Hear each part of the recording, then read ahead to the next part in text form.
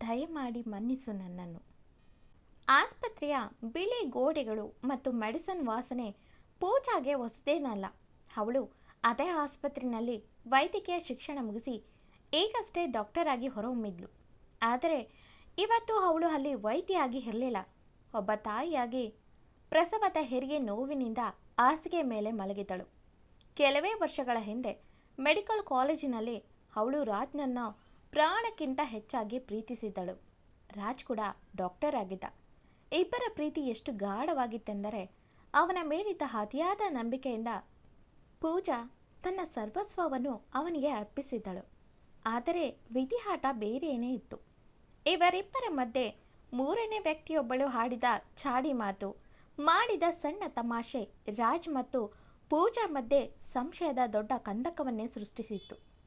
ಬೇರೆಯವರ ಮಾತಿಗೆ ಮರುಳಾದ ರಾಜ್ ಪೂಜಾಳನ್ನ ನಡುನೀರಿನಲ್ಲಿ ಕೈಬಿಟ್ಟು ದೂರ ಆಗಿದ್ದ. ಅವನು ಹೋದ ಕೆಲವು ದಿನಗಳಲ್ಲೇ ಪೂಜಾಗೆ ತಾನು ಗರ್ಭಿಣಿ ಎಂಬ ವಿಷಯ ತಿಳಿಯಿತು. ಅವಳಿಗೆ ಪ್ರಪಂಚವೇ ತಲೆಕೆಳಗಾದಂತಾಯಿತು. ಮನೆಯವರು ಸಮಾಜಕ್ಕೆದರಿ ಈ ಮಗುವನ್ನು ಸಾಕುವುದು ಬೇಡ, ಅಬಾರ್ಷನ್ ಮಾಡಿಸ್ಬಿಡು ಅಂದರು. ಆದರೆ ಜೀವ ಉಳಿಸುವ ವೈದ್ಯಕೀಯ ವೃತ್ತಿ ಕಲಿತಿದ್ದಂಥ ಪೂಜಾಗೆ ತನ್ನದೇ ಹೊಟ್ಟೆಯಲ್ಲಿದ್ದಂಥ ಜೀವವನ್ನು ಕೊಲ್ಲಲು ಮನಸ್ಸು ಬರಲಿಲ್ಲ. ಕೇವಲ 6 ತಿಂಗಳಲ್ಲಿ ಓದು ಮುಗಿಯುತ್ತಿದ್ದರಿಂದ ಸಮಾಜದ ನಿಂದನೆ, ಎಲ್ಲರ ವಿರೋಧದ ಮಧ್ಯೆಯೂ ಕಣ್ಣೀರು ಒರೆಸಿಕೊಂಡು ಧೈರ್ಯದಿಂದ ಮಗುವಿಗೆ ಜನ್ಮ ಕೊಡಲು ನಿರ್ಧರಿಸಿದ್ಲು. ಮಗಳ ಕಷ್ಟ ನೋಡಿ ತಾಯಿ ಕರುಳು ಕರಗಿತ್ತು. ನೀನೇನು ಹೆದರಬೇಡ ಮಗಳೇ, ನಾನಿದ್ದೇನೆ ಎಂದು ಜೊತೆಗೆ ನಿಂತರು. ದಿನ ತುಂಬಿತ್ತು. ಅಂದು ತಡರಾತ್ರಿ ಪೂಜಾಗೆ ತೀವ್ರವಾದ ಹೆರಿಗೆ ನೋವು ಕಾಣಿಸಿಕೊಂಡಿತ್ತು. ತಾನು ಕೆಲಸ ಮಾಡುವ ಹಾಸ್ಪಿಟಲ್ಗೆ ಫೋನ್ ಮಾಡಿ ಆಂಬ್ಯುಲೆನ್ಸ್ ತರಿಸಿ ಅಡ್ಮಿಟ್ ಆದ್ಲು. ರಾತ್ರಿ ಇಡೀ ಹೆರಿಗೆ ನೋವಿನ ನರಕ ಯಾತನೆ ಅನುಭವಿಸಿದ ಪೂಜಾ ಮುಂಜಾನೆಗೆ ಒಂದು ಮುದ್ದಾದ ಗಂಡು ಮಗುವಿಗೆ ಜನ್ಮ ನೀಡಿದ್ಲು. ತೀವ್ರ ನಿಶಕ್ತಿಯಿಂದ ಕಣ್ಣು ಮುಚ್ಚಿ ಮಲಗಿದ್ಲು. ಸ್ವಲ್ಪ ಸಮಯದ ನಂತರ ನರ್ಸ್ ಬಂದು, ಮೇಡಮ್, ಮಗುವನ್ನು ಚೆಕ್ ಮಾಡಲು ಡಾಕ್ಟರ್ ಬರ್ತಿದ್ದಾರೆ ಎಂದು ಹೇಳಿ ಹೋದ್ಲು. ಕಣ್ಣು ಮುಚ್ಚಿ ಮಲಗಿದಂಥ ಪೂಜಾಗೆ ಹಲೋ, ಹೇಗಿದ್ದೀರಾ ಎಂಬ ಗಂಭೀರವಾದ ಧ್ವನಿ ಕೇಳಿಸಿತು. ಆ ಧ್ವನಿ ಕೇಳಿ ಫೈನ್ ಸರ್ ಎಂದು ಕಣ್ಣು ಬಿಟ್ಟು ತಿರುಗಿ ನೋಡಿದ ಪೂಜಾಗೆ ಒಮ್ಮೆಲೆ ಆಘಾತವಾಗಿತ್ತು. ಅಲ್ಲಿ ಎದುರಿಗೆ ನಿಂತಿದ್ದುದು ಬೇರೆ ಯಾರೂ ಅಲ್ಲ, ತನಗೆ ಮೋಸ ಮಾಡಿ ಹೋದಂಥ ರಾಜ್. ರಾಜ್ಗೂ ಕೂಡ ಅಲ್ಲಿ ಪೂಜಾಳನ್ನು ನೋಡಿ ಅಷ್ಟೇ ಶಾಕ್ ಆಗಿತ್ತು. ಅವನನ್ನು ನೋಡಿದಂಥ ಪೂಜಾ ಕೋಪದಿಂದ ತನ್ನ ಮುಷ್ಟಿನ ಬಿಗಿದ್ಲು. ಅಷ್ಟರಲ್ಲೇ ನರ್ಸ್ ಬಂದು, ಸರ್, ಇದೇ ಮಗು, ನಮ್ಮ ಮೇಡಮ್ ಇಲ್ಲೇ ವರ್ಕ್ ಮಾಡೋದು ಎಂದು ಹೇಳಿದ್ಲು. ರಾಜ್ ಮಗುವನ್ನು ಪರೀಕ್ಷಿಸುವಾಗ ಅವನ ಕಣ್ಣು ಮಗುವಿನ ಹೆಗಲ ಮೇಲಿದ್ದಂಥ ಮಚ್ಚೆಯ ಕಡೆ ಹೋಯಿತು. ಅದು ತದ್ರೂಪ್ ಅವನ ಹೆಗಲ ಮೇಲಿರುವ ಮಚ್ಚೆಯಂತೆ ಇತ್ತು. ಗಾಬರಿಯಿಂದ ಪೇಷಂಟ್ ರಿಪೋರ್ಟ್ ತೆಗೆದು ನೋಡಿದಾಗ ಅಲ್ಲಿ ಗಂಡನ ಹೆಸರಿರಲಿಲ್ಲ, ಕೇವಲ ತಾಯಿಯ ಸಹಿ ಇತ್ತು. ರಾಜ್ನ ಎದೆಯಲ್ಲಿ ಆಘಾತ ಮತ್ತು ತಳಮಳ ಶುರುವಾಯಿತು. ಮಗುವನ್ನು ಮುಟ್ಟಿದಾಗ ಅವನಿಗೆ ಹರಿಯದ ವಾತ್ಸಲ್ಯ ಮೂಡಿತು. ಮಗು ನೋಡೋಕೆ ತುಂಬ ಮುದ್ದಾಗಿತ್ತು.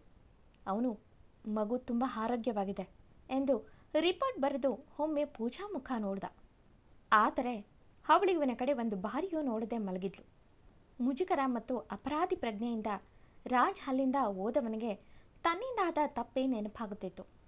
ಅಂದು ಕೇವಲ ಮತ್ತೊಬ್ಬಳ ತಮಾಷೆಯ ಮಾತು ಕೇಳಿ ಪೂಜಾಳನ್ನು ದೂರ ಮಾಡಿದ್ದು ಎಷ್ಟು ದೊಡ್ಡ ತಪ್ಪು ಎಂದು ಅವನಿಗೆ ಈಗ ಅರ್ಥವಾಗುತ್ತಿತ್ತು. ಕೊನೆಗೆ ಅವಳ ಜೊತೆ ಮಾತಾಡಬೇಕು ಅನ್ನಿಸಿತು. ಪೂಜಾ ಇನ್ನೂ ಡಿಸ್ಚಾರ್ಜ್ ಆಗಿರದ ಕಾರಣ ಅವಳ ರೂಮಿನಲ್ಲಿ ಬೇರೆ ಯಾರೂ ಇಲ್ಲದ ಸಮಯ ನೋಡಿ ರಾಜ್ ಮೆಲ್ಲಗೆ ಒಳಗೆ ಬಂದು ಅವಳೆದುರು ನಿಂತ. ಅವಳದು ಒಂದೇ ತಿರಸ್ಕಾರ.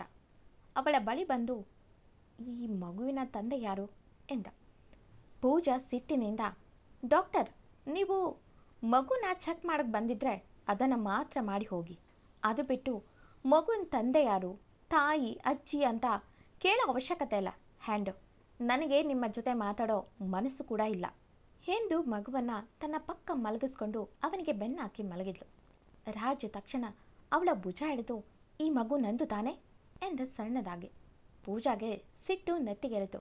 ಕೋಪದಲ್ಲಿ, who are you, get out now ಎಂದು ಜೋರಾಗಿ ಕಚ್ಚಿದ್ಲು. ತಕ್ಷಣ ರಾಜ್ ಎಲ್ಲಿ ಯಾರಾದರೂ ಬಂದು ಬಿಡ್ತಾರೋ ಎಂದು ಹೆದರೆ ಕೂಲ್ ಕೂಲ್ ಎನ್ನುತ್ತಾ ಅಲ್ಲಿಂದ ಹೊರ ನಡೆದ. ಆದರೆ ಅವಳ ಕಣ್ಣಲ್ಲಿದ್ದಂಥ ಕೋಪ ಅವನನ್ನು ಸುಡುತ್ತಿತ್ತು. ರಾಜ್ ಅಲ್ಲಿಗೆ ವಿಸಿಟಿಂಗ್ ಡಾಕ್ಟರ್ ಆಗಿದ್ದವನು ಪೂಜಾ ಮತ್ತು ತನ್ನ ಮಗುವನ್ನು ಪ್ರತಿದಿನ ನೋಡಲೆಂದೇ ಆಸ್ಪತ್ರೆಯ ಡ್ಯೂಟಿ ಡಾಕ್ಟರ್ ಆಗಿ ಬದಲಾದ.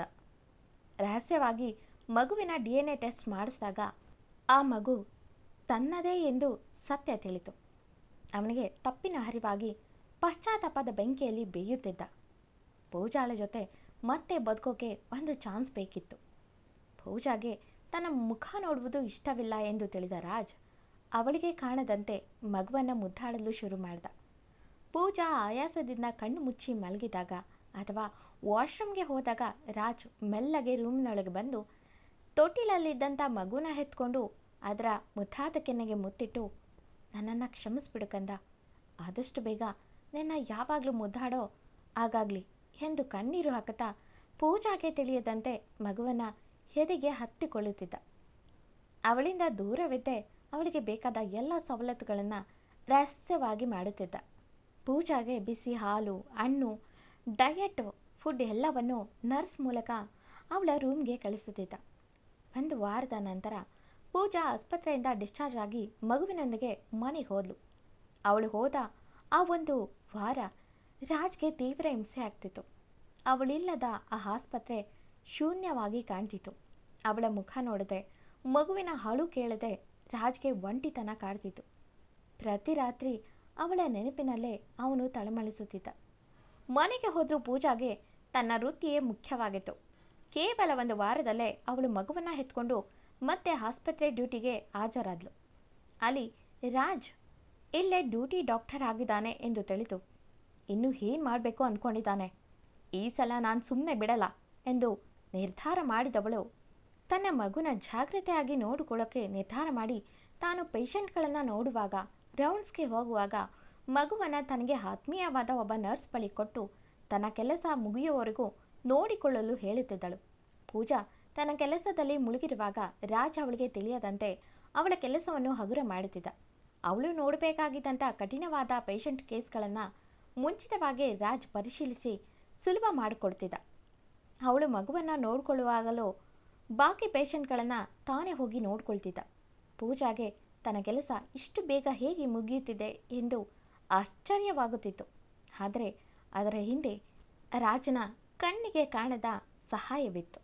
ಒಂದು ದಿನ ಆಸ್ಪತ್ರೆಯ 1D ಕಾರಿಡಾರ್ನಲ್ಲಿ ಪೂಜಾ ಒಬ್ಬಳೇ ನಡೆದು ಬರುತ್ತಿರುವಾಗ ರಾಜ್ ಅವಳ ಹಾದಿಗೆ ಅಡ್ಡಲಾಗಿ ನಿಂತುಬಿಟ್ಟ. ಅವನ ಕಣ್ಣುಗಳು ಅಳುವಿನಿಂದ ಕೆಂಪಾಗಿದ್ದವು. ಅವನು ಅವಳ ಮುಂದೆ ಮಂಡಿ ಊರಿ ಕುಳಿತುಕೊಂಡು ಕಣ್ತುಂಬಿ, ಪೂಜಾ ಪ್ಲೀಸ್, ನನಗೆ ಎಲ್ಲ ಗೊತ್ತಾಗಿದೆ, ಆ ಮಗು ನಂದೆ ಅಂತ ಎಂದ. ಪೂಜಾ ವ್ಯಂಗ್ಯವಾಗಿ ನಗು ಚೆಲ್ಲಿ, ಅದು ನಂದು ಮಾತ್ರ, ನಿನ್ನಂತ ನಂಬಿಸಿ ಮೋಸ ಮಾಡೋ ಮನುಷ್ಯನದು ಅಲ್ವೇ ಅಲ್ಲ ಎಂದವಳು ಅಲ್ಲಿಂದ ಹೋಗಲು ನೋಡಿದ್ಲು. ತಕ್ಷಣ ರಾಜ್ ಅವಳ ಕಾಲು ಹಿಡಿದು, ಪ್ಲೀಸ್ ಪೂಜಾ, ನಾನು ಮಾಡಿದ ತಪ್ಪಿಗೆ ನನ್ನಿಂದ ನನ್ನ ಮಗುನ ದೂರ ಮಾಡಬೇಡ. ನೀನು ಏನು ಬೇಕಾದರೂ ಶಿಕ್ಷೆ ಕೊಡು, ಆದರೆ ನಾನು ನಿನ್ನ ಮತ್ತು ಮಗು ಜೊತೆ ಬದುಕೋಕೆ ಒಂದು ಅವಕಾಶ ಮಾಡಿಕೊಡು ಎಂದು ಬೇಡಿಕೊಂಡ. ಪೂಜಾ ಕಣ್ಣನ್ನು ಗಟ್ಟಿಯಾಗಿ ಮುಚ್ಚಿದವಳ ಕಣ್ಣೀರು ಕೆನ್ನೆ ಸೋಕಿತು. ಅದನ್ನು ಒರೆಸ್ಕೊಂಡು, ಎದ್ದೇಳ ಮೇಲೆ, ಯಾರಾದರೂ ನೋಡಿದ್ರೆ ತಪ್ಪಾಗಿ ತಿಳಿತಾರೆ, ನಿನ್ನ ಮರ್ಯಾದೆ ಹೋಗುತ್ತೆ. ನನ್ನಿಂದ ನಿನ್ನ ಮರ್ಯಾದೆ ಯಾಕೆ ಕಳ್ಕೊತೀಯ? ಜನಗಳ ಮಾತುಗಳು ಹೇಗಿರುತ್ತೆ ಅನ್ನೋದು ನನಗೆ ತುಂಬ ಚೆನ್ನಾಗಿ ಗೊತ್ತಿದೆ ಎಂದವಳು ಇದುವರೆಗೂ ತಾನು ಅನುಭವಿಸಿದ ನೋವನ್ನು ನೆನೆದಳು. ಆದರೆ ರಾಜ್, ಪರವಾಗಿಲ್ಲ, ಇಡೀ ಜಗತ್ತಿಗೆ ಗೊತ್ತಾಗಲಿ ಬಿಡು, ನಿನ್ನ ಇವತ್ತಿನ ಪರಿಸ್ಥಿತಿಗೆ ನಾನೇ ಕಾರಣ ಅಂತ. ನಾನು ಅದನ್ನು ಒಪ್ಕೊಳ್ಳೋಕ್ಕೆ ರೆಡಿ ಇದ್ದೀನಿ. ನಿನ್ನನ್ನು ಬಿಟ್ಟು ಹೋದ್ಮೇಲೆ ನಾನು ಒಂದು ಕ್ಷಣನ ಖುಷಿಯಾಗಿರಲಿಲ್ಲ. ನೀನು ನನ್ನಿಂದ ದೂರ ಆದ ಮೇಲಂತೂ ನನಗೆ ಈ ಜೀವನದಲ್ಲಿ ಏನೂ ಬೇಡ ಅನ್ನಿಸ್ತಿತ್ತು. ಆದರೆ ಡ್ಯೂಟಿ ಮಾಡೋದು ನನ್ನ ಕನಸಾಗಿತ್ತು.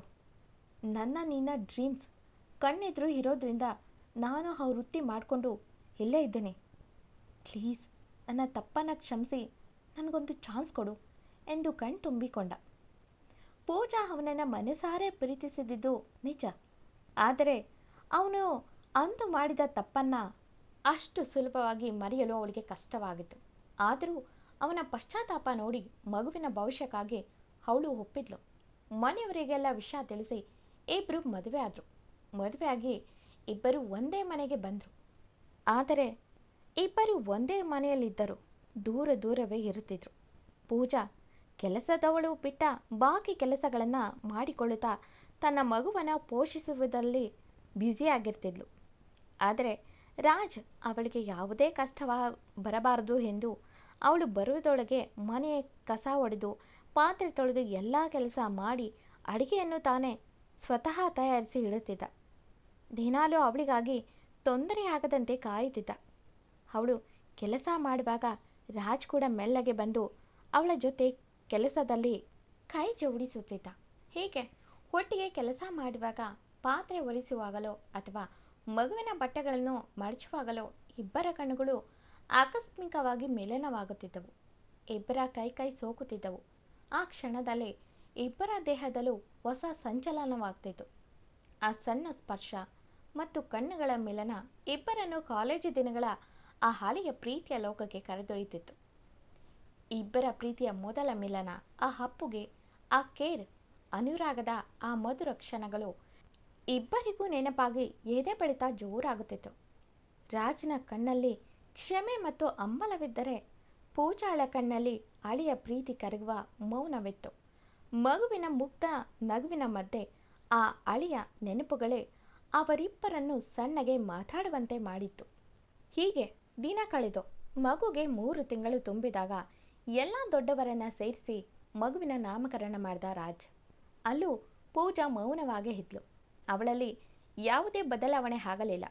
ದೇವಸ್ಥಾನಕ್ಕೆ ಹೋದಾಗ ಯಾರ ಹೆಸರಲ್ಲಿ ಪೂಜೆ ಮಾಡಿಸಬೇಕು ಎಂದರೂ ತಮ್ಮ 3 ಹೆಸರನ್ನು ಹೇಳುತ್ತಿದ್ದ. ಅವಳಿಗೆ ಇಷ್ಟ ಎಂದು ಹೂವು ತಂದಿಡುತ್ತಿದ್ದ.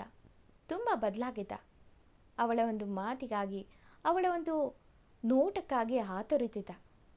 ಅವಳು ಸ್ವಲ್ಪ ಸುಸ್ತಾದರೆ ಮಗುನ ರಾತ್ರಿ ಪೂರ್ತಿ ಎಚ್ಚರವಾಗಿದ್ದು ನೋಡಿಕೊಳ್ಳುತ್ತಿದ್ದ. ಪೂಜಾ ದಿನೇ ರಾಜ್ನಲ್ಲೇ ಆಗಿದ್ದಂಥ ಬದಲಾವಣೆನ ಗಮನಿಸುತ್ತಿದ್ಲು. ಅವಳ ಮನಸ್ಸು ಕೂಡ ಕ್ಷಮಿಸಿಬಿಡಲೆ ಎಂದು ಹೇಳಿದ್ರು ಅವನು ಯಾರದೋ ಮಾತಿಗೆ ತನ್ನ ಕೈ ಬಿಟ್ಟು ಹೋಗಿದ್ದೇ ನೆನಪಾಗುತ್ತಿತ್ತು. ಹೀಗೆ ಒಂದು ದಿನ ರೋಡ್ನಲ್ಲಿ ಹಾಸ್ಪಿಟಲ್ ಒಳಗೆ ಬರುವಾಗ ಒಂದು ಕಾರು ಬ್ರೇಕ್ ಫೇಲ್ ಆಗಿದೆ ಎಂದು ಆ ಕಾರ್ ಡ್ರೈವರ್ ಕೂಗುತ್ತಿರೋದು ಕೇಳಿತು. ಅವನು ಆಗಷ್ಟೇ ಹಾಸ್ಪಿಟಲ್ಗೆ ಬರುತ್ತಿದ್ದ. ಪೂಜಾ ಮಗುನ ತನ್ನ ತಾಯಿ ಬಳಿ ಬಿಟ್ಟು ಬೇಗ ಬರುವುದಾಗಿ ಅರ್ಜೆಂಟ್ ಕೇಸ್ ಇದ್ದಿದ್ದರಿಂದ ಆ ಕೂಗಿನ ಕಡೆ ಗಮನ ಕೊಡದೆ ಹೋಗುತ್ತಿದ್ಲು. ಅದೇ ಸಮಯಕ್ಕೆ ಆ ಕಾರ್ ವೇಗವಾಗಿ ಪೂಜಾ ಕಡೆನೇ ಬರೋದನ್ನು ನೋಡಿದಂಥ ರಾಜ್ ಹಾಸ್ಪಿಟಲ್ ಬಾಗಿಲಿಂದ ಓಡಿ ಹೋಗಿ ಅವಳನ್ನು ತಳೆದ. ಆ ಕಾರ್ ಬಂದು ಅವನಿಗೆ ಗೊತ್ತಿತ್ತು. ಒಂದು ಕ್ಷಣದಲ್ಲಿ ಪೂಜಾ ಹಾಸ್ಪಿಟಲ್ ಗೇಟ್ ಒಳಗೆ ಬಿದ್ದು ಏನಾಯಿತು ಎಂದು ತಿಳಿಯೋ ಮೊದಲೇ ದೊಡ್ಡ ಆಘಾತ ನಡೆದಿತ್ತು. ಎಲ್ಲರೂ ಅಯ್ಯೋ ರಾಜ್ ಸರ್ಗೆ ಆಕ್ಸಿಡೆಂಟ್ ಆಯಿತು ಎಂದು ಮಾತಾಡೋದನ್ನು ನೋಡಿ ಆ ಕಡೆ ತಿರುಗಿ ನೋಡಿದ್ರೆ ರಾಜ್ ರಕ್ತದ ಮಡುವಿನಲ್ಲಿ ಮಲಗಿದ್ದ. ತಕ್ಷಣ ಪೂಜಾ ರಾಜ್ನ ಅದೇ ಹಾಸ್ಪಿಟಲ್ಗೆ ಸೇರಿಸಿದ್ಲು. ಟ್ರೀಟ್ಮೆಂಟ್ ಶುರುವಾಯಿತು. ಕೈ ಕಾಲಿಗೆ ಪೆಟ್ಟಾಗಿದೆ. ಅವರು ಲಕ್ಕಿ, ತಲೆಗೆ ಪೆಟ್ಟಾಗಿದ್ರೆ ಬದುಕೋದೇ ಕಷ್ಟ ಆಗ್ತಿತ್ತು ಎಂದರು ಡಾಕ್ಟರ್. ಪೂಜಾ ಮತ್ತು ರಾಜ್ ಗಂಡ ಹೆಂಡತಿ ಅನ್ನೋ ವಿಷಯ ಇಡೀ ಹಾಸ್ಪಿಟಲ್ ಎಲ್ಲರಿಗೂ ಈ ಮೊದಲೇ ತಿಳಿದಿದ್ದರಿಂದ ಎಲ್ಲರೂ ಅವನನ್ನು ಚೆನ್ನಾಗಿ ನೋಡಿಕೊಂಡ್ರು. ರಾಜ್ಗೆ ಇನ್ನೂ ಪ್ರಜ್ಞೆ ಬಂದಿರಲಿಲ್ಲ. ಅವನು ಕಣ್ಣು ಬಿಡುವವರೆಗೂ ಪೂಜಾ ಮತ್ತು ರಾಜ್ ಮನೆಯವರು ಎಲ್ಲರೂ ಹೊರಗೆ ಕಾದಿದ್ರು. ಒಂದು ದಿನ ಬಿಟ್ಟು ಅವನಿಗೆ ಪ್ರಜ್ಞೆ ಬಂದು ಎಲ್ಲರೂ ಬಂದು ಮಾತಾಡ್ಸಿದ್ರು. ಆದರೆ ಅವನ ಮನಸ್ಸು ಬಯಸಿದ್ದು ಮಾತ್ರ ಪೂಜಾನ. ಕೊನೆಯದಾಗಿ ಜ್ಯೂಸ್ ಹಿಡಿದು ಪೂಜಾ ಬಂದಳು. ರಾಜ್, ನಿನಗೇನೂ ಆಗಿಲ್ಲ ಅಲ್ವಾ ಎಂದ ನಿಧಾನಕ್ಕೆ. ಪೂಜಾ ಕೋಪದಲ್ಲಿ ಅವನ ಕಡೆ ನೋಡುತ್ತಾ, ಬುದ್ಧಿ ಇಲ್ವಾ? ನನ್ನ ಉಳಿಸೋಕೋಗಿ ನಿಮ್ಮ ಪ್ರಾಣಕ್ಕೆ ಅಪಾಯ ತಂದುಕೊಳ್ಳುತ್ತಿದ್ರಲ್ಲ ಎಂದಳು. ತಕ್ಷಣ ರಾಜ್, ನನಗೇನಾದರೂ ಆದರೂ ನೀನು ಮಗು ಚೆನ್ನಾಗಿರ್ತೀರ. ಆದರೆ ನಿನಗೇನಾದರೂ ಆಗಿದ್ರೆ ನಾನು ಮತ್ತೆ ನಮ್ಮ ಮಗು ಬದುಕೋಕೆ ಕಷ್ಟ ಆಗ್ತಿತ್ತು ಎಂದ. ತಕ್ಷಣ ಪೂಜಾ ಕೈಯಿಂದ ಜ್ಯೂಸ್ ಗ್ಲಾಸ್ ಕೆಳಗೆ ಬಿತ್ತು. ರಾಜ್, ಮಗು ಇನ್ನೂ ಚಿಕ್ಕದು, ನೀನಿಲ್ಲದೆ ಇರೋಕ್ಕೆ ಸಾಧ್ಯನಾ ಎಂದ. ತಕ್ಷಣ ಅವನ ಕೆನ್ನೆಗೆ ಒಂದು ಚಟಾರ್ ಎಂದು ಹೇಡ್ಬಿತ್ತು. ರಾಜ ಆ ಶಾಕ್ನಲ್ಲೇ ಪೂಜಾ ಕಡೆ ನೋಡಿದ್ರೆ, ಪೂಜಾ, ಇಂಥ ಮಾತಾಡೋಕ್ಕೆ ಯಾಕೆ ನನ್ನ ಮದುವೆ ಆದೆ? ಹಾಗೆ ದೂರ ಇದ್ದು ಎಲ್ಲಾದರೂ ಸಾಯಬೇಕಿತ್ತು. ಅದು ಬಿಟ್ಟು ಮದುವೆ ಆಗಿ ಈಗ ಏನೇನೋ ಬಾಯ್ಗೆ ಬಂದಂತೆ ಮಾತಾಡ್ತಿದ್ಯಾ? ಅಲ್ಲ, ಯಾವಾಗಲೂ ಬಿಟ್ಟು ಹೋಗೋಕ್ಕೆ ಕಾಯ್ತಿರ್ತೀಯಲ್ವಾ? ಆಗಲೂ ಅರ್ಧ ದಾರಿಯಲ್ಲಿ ನಾನು ಬಿಟ್ಟು ಹೋದೆ. ಹೇಗೋ ಕಷ್ಟಪಟ್ಟು ನನ್ನ ಮಗುಗಾಗಿ ಬದುಕ್ತಿದ್ದೆ. ಎಲ್ಲೋ ಇದನ್ನು ದಿಢೀರಂತ ಬಂದು ನನ್ನ ಮಗು ಬೇಕು ಅಂತೆ ಮದುವೆ ಆದೆ. ಈಗ ನಾನಿಲ್ಲ ಅಂದರೂ ನೀನು ಇರ್ತೀರಾ ಅಂದರೆ ನಿನ್ನ ಮಾತಿನ ಅರ್ಥ ಏನು?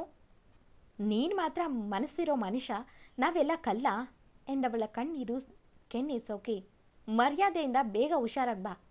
ನಿನ್ನ ಮಗು ಮಾತ್ರ ಅಲ್ಲ, ನಾನು ನಿನಗಾಗಿ ಕಾಯ್ತಿರ್ತೀನಿ ಎಂದು ವರ ನಡೆದ್ಲು. ಅವಳಿಗೆ ದುಃಖ ತಡೆಯೋಕ್ಕಾಗಲಿಲ್ಲ. ಆಕ್ಸಿಡೆಂಟ್ ಆದಾಗ ಅವಳಿಗೆ ಇನ್ನು ರಾಜ್ ನನಗೆ ಸಿಗೋದೇ ಇಲ್ವಾ ಎನಿಸಿತು. ಅಷ್ಟು ದಿನ ಅವನು ತನ್ನ ಒಂದು ಕ್ಷಮೆಗಾಗಿ ಎಷ್ಟೆಲ್ಲ ಕಾಯ್ತಿದ್ದ ಎಂದು ತಿಳಿದಿದ್ಲು.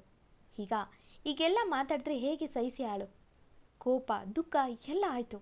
ಇತ್ತ ರಾಜ್ಗೆ ಆ ಆಕ್ಸಿಡೆಂಟ್ ಕೂಡ ತನಗೆ ಲೈಫ್ ತಂದು ಕೊಟ್ಟಿದ್ದು ನೋಡಿ ಆ ನೋವಲು ತುಂಬ ಖುಷಿಯಾಯಿತು. 1 ತಿಂಗಳ ರೆಸ್ಟ್ನ ನಂತರ ರಾಜ್ ಮೊದಲಿನಂತೆ ಹುಷಾರಾದ. ಆ 1 ತಿಂಗಳು ಅವಳೇ ಮುಂದೆ ನಿಂತು ನೋಡಿಕೊಂಡಿದ್ಲು, ಹಗಲು ರಾತ್ರಿ ಅನ್ನದೆ.